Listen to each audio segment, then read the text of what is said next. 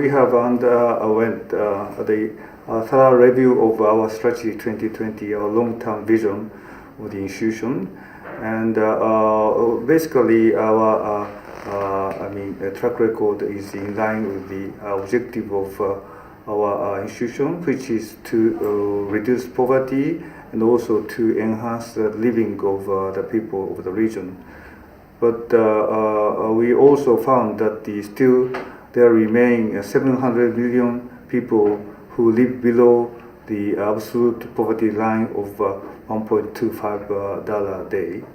And according to the reality of this region, I would say it is too low.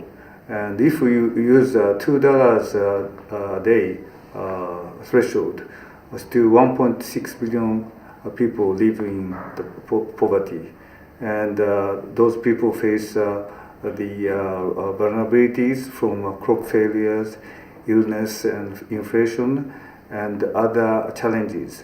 So we still believe that the remaining challenges for the Asia is the poverty, and we will continue to support the development member countries to reduce poverty in that regard.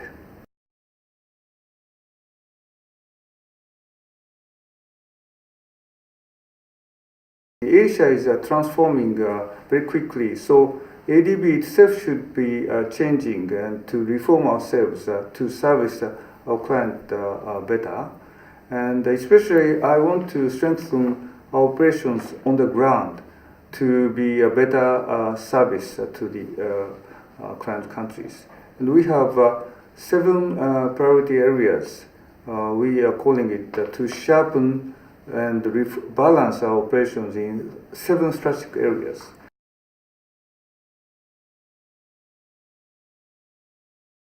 These 7 strategic areas include 1, the poverty reduction and inclusive growth.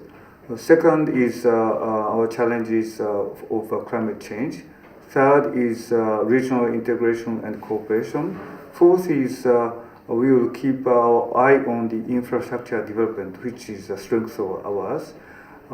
Fifth is private sector development.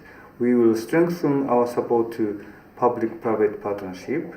And sixth, knowledge work. We should strengthen our knowledge support to countries together with the financing. And seventh is relevance to middle-income countries. Middle-income countries now face a lot of new challenges like urbanization, aging, and inequality. So we should be relevant to those middle-income countries.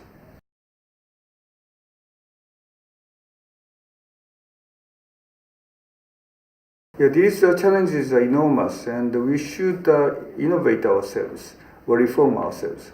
I would like to mention 3 issues. One is ADB should remain a very efficient and effective institution. For that purpose, for instance, we should reform our procedures to alleviate the burden for client countries and for possible contractors. We can reduce the burden of procurement without compromising integrities and safeguard. We can delegate more power to the regional missions. We can reduce the procedures which are duplicated.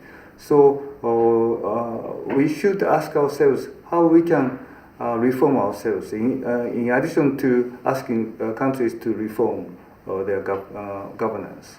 That is one thing. The second is how we can leverage and enhance our lending capacities to support countries well.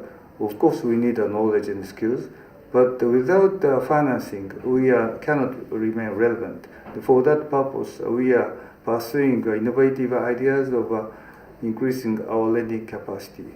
And the third point is that we should remain very skilled and institution with expertise, and for that purpose, talent management of the staff is important.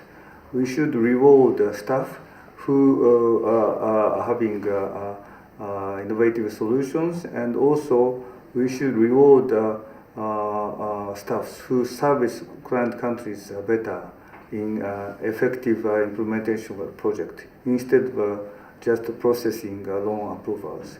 And also, we can provide more power and the mandate to the resident mission so that our institution can service our clients in a more quick and better ways.